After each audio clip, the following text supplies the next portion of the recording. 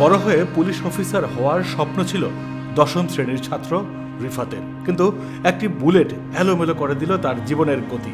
থেমে গেছে সব কোলাহল, সাথে থমকে গেছে জীবনের সেই স্বপ্ন। এখন পঙ্গু হাসপাতালের বিছানায় শুয়ে বারবার কেঁপে উঠছে সেদিনের বিভীষিকাময় মুহূর্তের কথা চিন্তা করে। আবার রামপুরা ব্রিজের উপর থেকে বিজিবি পুলিশ দলবদ্ধ হয়ে সামনের দিকে আগাইতেছিল। এরপরে তারা আফতাবনগরের গেটের ওইখানে অবস্থান নেওয়ার পরে আমরা আবার পিছের দিকে সরে যাইতেছি তাদের দেখা ভয়ে। রাস্তাটা এই মাঝখান দিয়া একটা বেড়ার মতো আছে না, রাস্তার বেড়া আসছিল ওইখানে, তারা আসছিল রাস্তার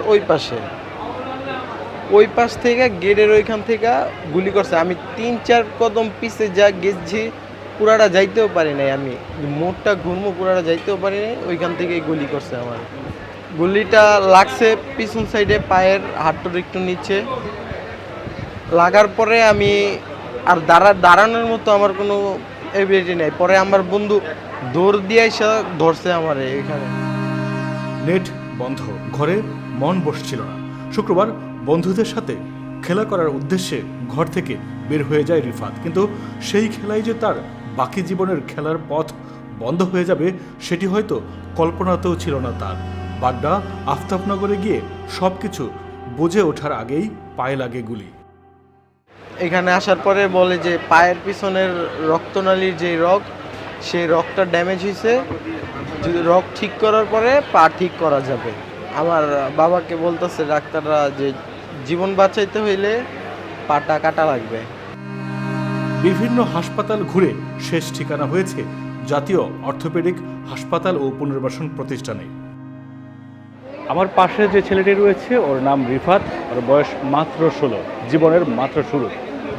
ছাত্র বিক্ষোভের কারণে ছাত্রদের সাথে প্রশাসনের যে দফায় দফায় সংঘর্ষের ঘটনাটি ঘটেছে আফতাবনগরে, তার সেই গুলিতে একটি পা তার এখন অচল, পাটি অবশেষে কেটে ফেলতে হয়েছে।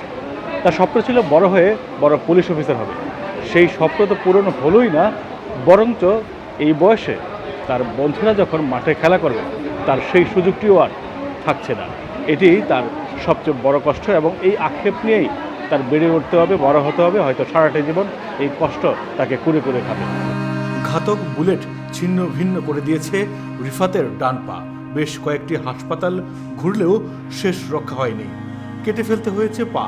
নিজের একটি পা নেই, ভাবতেই পারছে না রিফাত। বাকি জীবনের লড়াই করতে হবে পঙ্গুত্বের সাথে, আর কোনোদিন ফিরতে পারবে না সুস্থ স্বাভাবিক জীবনে। ছোটবেলা থেকে আমার বাবা মার ইচ্ছা ছিল যে তার দুই ছেলেই একজন বড় পুলিশ অফিসার থাকবে আর একজন বড় ব্যবসায়ী থাকবে। আমাকে চাইছিল যে বড় পুলিশ অফিসার বানাইতে। আমার সেই স্বপ্ন আর পূরণ হইল না। আমি তো আর আন্দোলন করতে যাই নাই। আমি একজন সাধারণ দশম শ্রেণীর শিক্ষার্থী। আমার দোষটা কি ছিল যে আমার পায়ে গুলি করা হয়েছে? এই অল্প বয়সে আমার এই ডান পাটা নাই। এই বয়সে বেশিরভাগ ছেলেরা এখন মাঠে খেলাধুলা করতেছে, কিন্তু আমার আর সেই সুযোগটা থাকতেছে না। আমার এই 16 বছর বয়সেই আমার ডান পাটা হারাইছি আমি। রিফাতের বাবার প্রশ্ন, তার ছেলে তো কোনো আন্দোলনে যায়নি, তবে কেন তার প্রিয় পুত্রকে গুলি করে পঙ্গু করে দেয়া হলো?